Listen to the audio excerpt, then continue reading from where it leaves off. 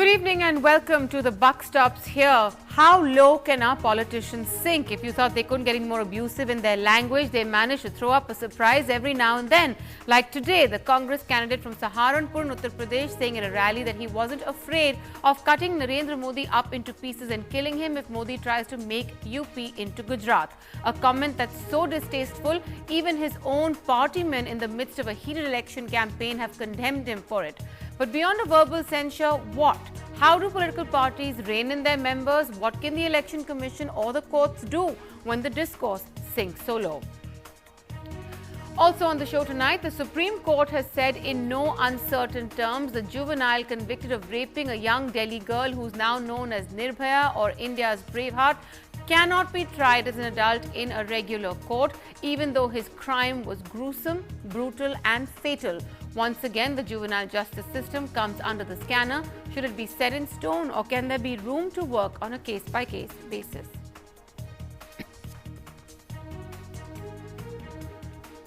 But first up, some fresh political developments from the BJP this evening. Already divisions within the party over some of its candidates. Now fresh embarrassment.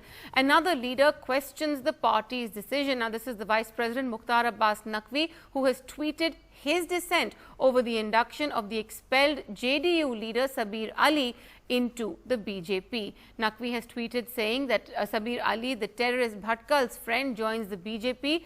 Soon will they be accepting Dawood? Naqvi's dissent over this comes after Sushma Swaraj has also openly dissented against tainted politicians being inducted into the BJP.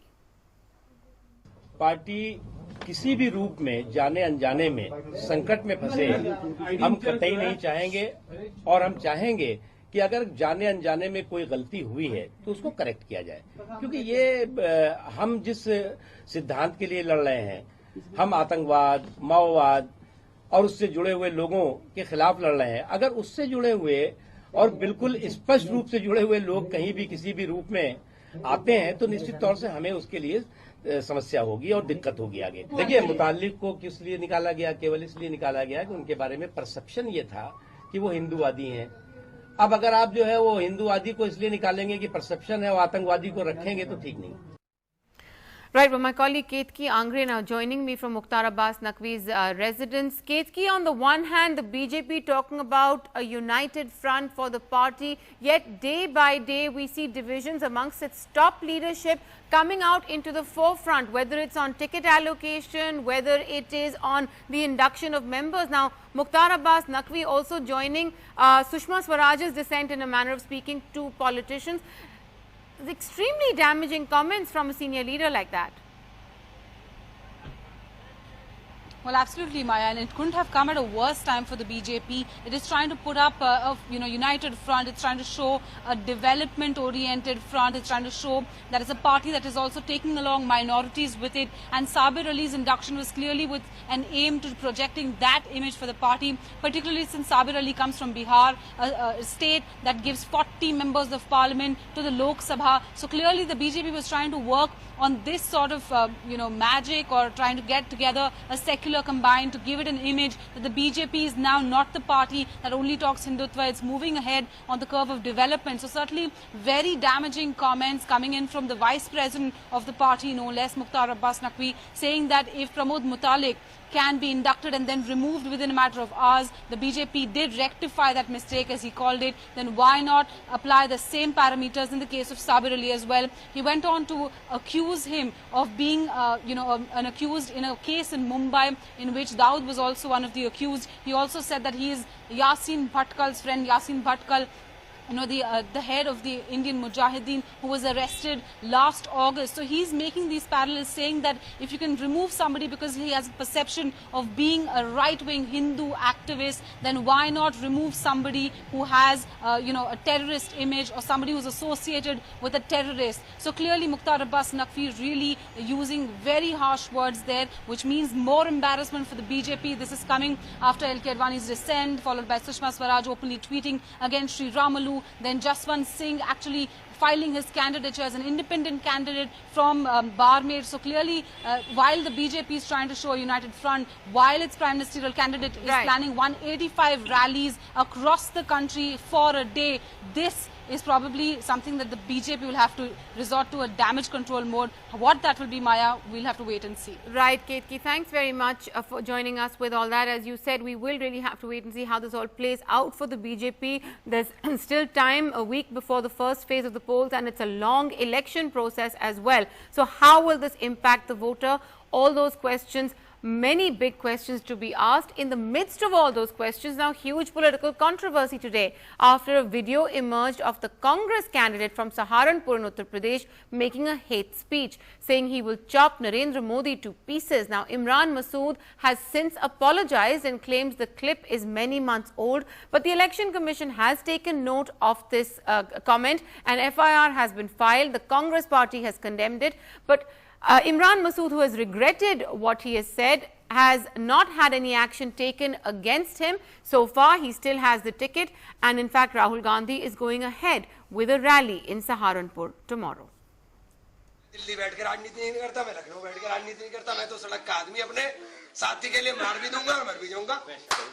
A few kilometers from Muzaffarnagar, an attempt to fuel the further polarization of Western UP.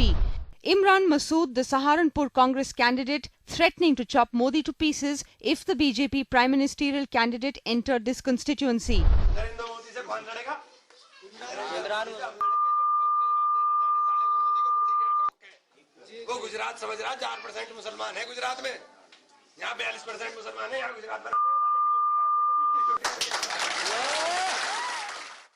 According to the FIR registered, Masood made these remarks just 2 days back while campaigning in Deoband. But Masood claims the speech is from last summer and has gone viral in the last few days.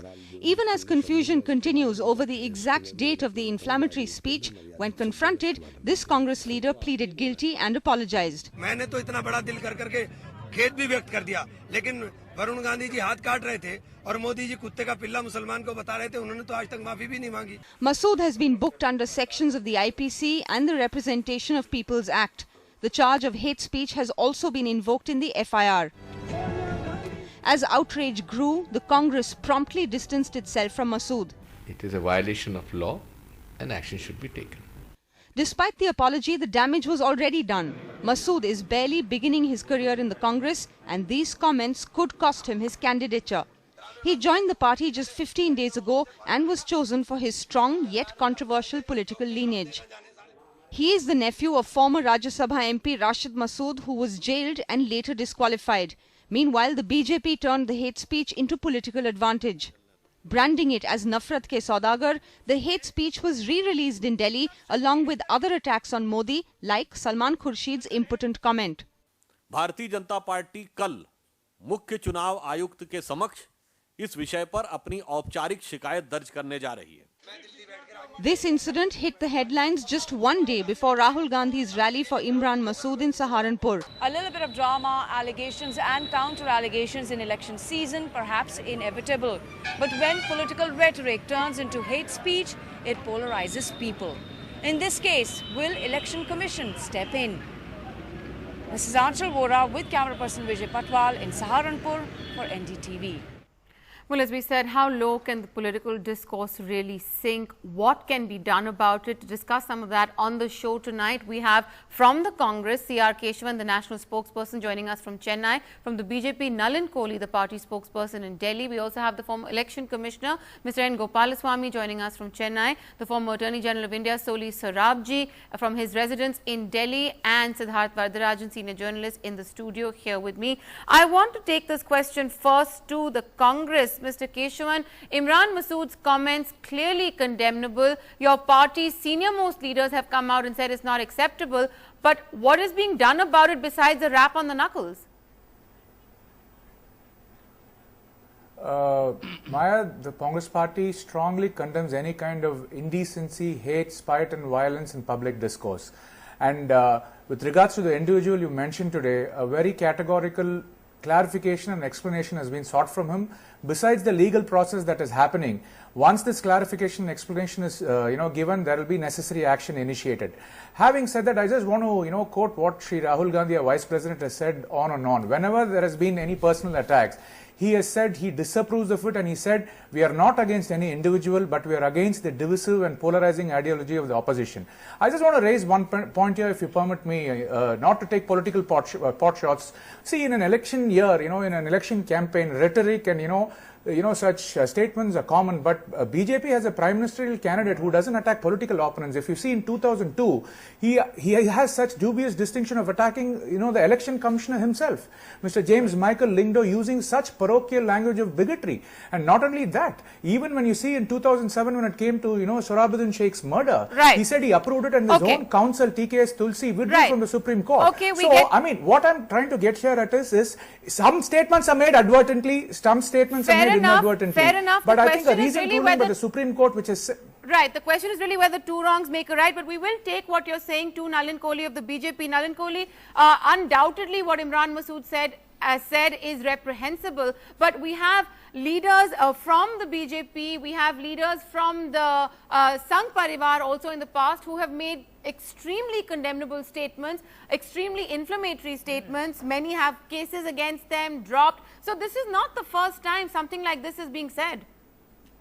Well, perhaps, Maya, you would like to note this is the first time that an official nominee and candidate of the leading political party, the party in power, has offered to incite violence and actually chop into pieces the prime ministerial candidate who's very popular and running across the country. So I think it's the first of its kind. We haven't seen that yet. But certainly, Mr. Keswan was giving a long list of points about the BJP. Perhaps he would like to reflect. Mr. Rahul Gandhi says very eloquently in Hindi, Congress ek party nahi, ek soch hai. So perhaps from Maut Ke Saudagar by Mrs. Gandhi to Zahar Ke Kheti to Gutter Snipe to Impotent, as you pointed out, by Salman Khurshid, Monkey by Arjun Modhwalia, Hitler, all sorts of words have been used for Mr. Modi. We are quite used to it because we don't expect anything better from the Congress party because they have no answers for price rise, for all the issues that we are fighting the election on. However, I would like to also point out we should not fail to note that Mr. Modi has a high terrorist threat on him. Our own rally in Bihar suffered bomb blasts, and this kind of thing where you're inciting violence is a new law. Fair now, enough. Are we going to start finding pot shots? Fair enough. Or are we going to do Inciting something violence about it? is a new law. We have seen political leaders do that from time to time over decades.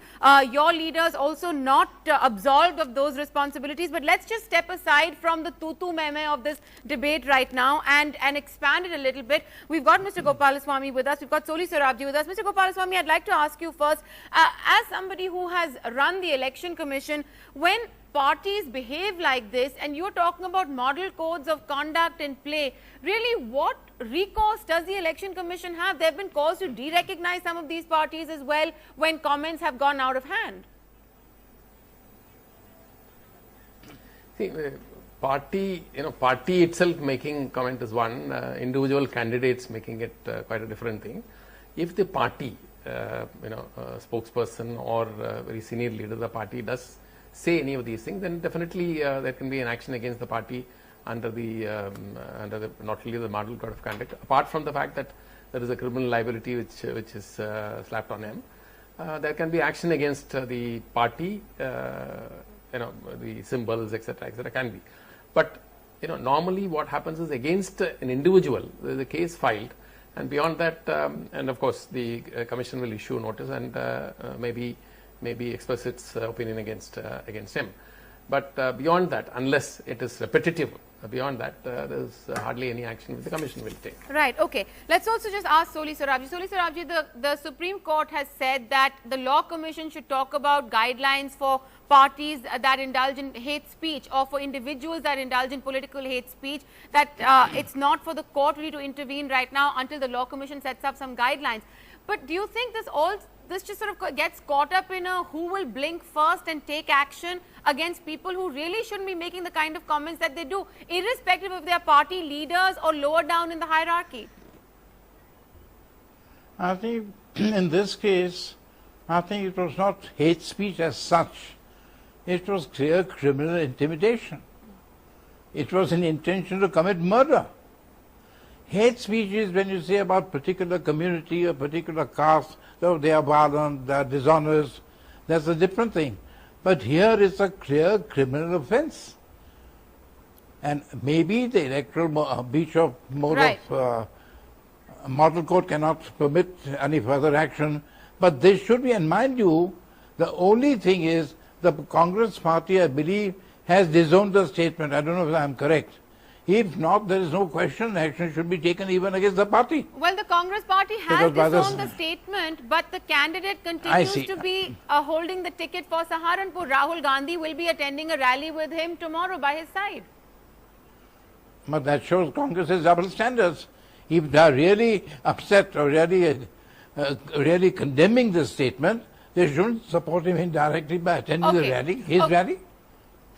Okay, Nalin Kohli and C.R. Kesavan, we'll just get back to you both in just a second. But Siddharth, let's get you in on this. You know, what we see inevitably when you take one problematic comment made by any political party to the other is this back and forth. You said this first, I said this, but your leaders have said these things in the past and our leaders haven't, or as the case may be. But two wrongs don't necessarily make a right. And, you know, what kind of action should the Congress party take against Imran Masood? What kind of action should any of these parties take against people who make these comments? Well, I think the Aam Aadmi Party innovated, they took a nice step when they said that we will immediately remove any candidate against whom there is a credible allegation. And I think the Congress party owes it to itself and to the electorate of Uttar Pradesh to, it's not too late, get rid of the chap, have a new candidate, because what he said, as Soli rightly said, is it's criminal, essentially it's incitement to violence and murder. And I think this kind of language has no place whatsoever in any civilized society, let alone an election campaign. There's two broad points I want to make. First is that this gentleman's comment is part of a general coarsening of political discourse in this country going back over the last 2 or 3 years. And as has emerged in the political debate, all parties are guilty. Mr. Modi himself has used intemperate language in the past. He's used intemperate language in this campaign. He's referred to the defense minister of this country and his opponent, his opponent in Varanasi, Arvind Kejriwal, as AKs in favor of Pakistan. So I think that political leaders ought not to indulge in this kind of language. Yeah. Secondly, there's a paradox that when you have hate speech laws in this country that are pretty strict, these laws invariably tend to be invoked against innocent people, shall we say, like the two women in Palghar in Maharashtra who made a comment about Thackeray, and you had the full force of the law coming out against them. But Varun Gandhi gets off. I'm fairly confident that this chap will get off. Bal Thackeray, no action was ever taken. Yeah. So so it's across party lines. This is a paradox that really needs to be addressed. That when somebody in a position of authority, somebody who aspires to be a leader, indulges in this kind of speech, there should be full force of law brought against them, but that never happens. We've got both C.R. Kesavan and Nalin Kohli raising their hands to speak. So, Mr. Kesavan, we'll come to you first and then Nalin Kohli to you. Mr. Kesavan, go ahead. Yeah. I see, we have said that, these things should be condemned, and you asked for a clarification, and it's just happened today. So please wait till tomorrow and, the right requisite action will be taken. But let me not talk as a congressman. Let me quote you what Rajinder Sacharji, the former Chief Justice, said about Mr. Hukum Singh and, Sanjeev Balian, who were given tickets by the BJP, who were prosecuted in the Muzaffar riots. Mr. Sacharji said, this is shameful and unfortunate and shows the psychology of the party. And this has happened some time back, and they're pointing fingers at us. I don't want to, do meme tutu, but let me just raise one important issue here, because you have other elders here. See, another issue is, the electronic media picks up stuff from the social media. And one important thing is the social media, such hate and spiteful campaigns are, people have been shooting over invisible shoulders. I think this is another thing which the Election Commission should take cognizance, because I think the trigger is here in the social media, which comes and, plays out. Mr. Kesavan, I think what is being the speech he made. Yes, what is being made is also a larger point, that this speech is a direct threat and an incitement to violence. It's not necessarily just a hate speech. A, that's one. B, the fact is, political parties have to rise above the content of what is said and talk about the idea of commenting like this. Totally agree. Maya, Maya, whether the gentleman made this speech, whether he was when the Samajwadi Party 4 months back, or whether he made it yesterday, requisite action should be taken. Nobody is even questioning that. Okay. But I'm just saying, I think, the level of discourse, it has been really plummet. And especially about the AAP, I want to make one point Siddharji was making. No, one point. Yeah. Just see, because you see the statements which, Somnath Bharati made against Harish Shalve and even Arun Jaitley, though he's from the BJP, the words Mr. Somnath Bharati uttered where you can't even utter this on national television, I shudder. All right. And the way Mr. Kumar Vishwas was speaking, I think AAP has also plummeted the political discourse. Okay, fine. Well, that's another angle to this entire debate right now. But let's, Nalin Kohli, why don't you go in? You were trying to get a word in. Yeah, I want to get 3 points in place. Number one is not only is it about inciting violence, I think we should clearly see it is also about religious tension. He's talking about 4% Muslims in Gujarat, which is incorrect, and then he's saying 42% here. So he's trying to paint a community that out here, the Muslims are ready to hack people into pieces. What rubbish is this?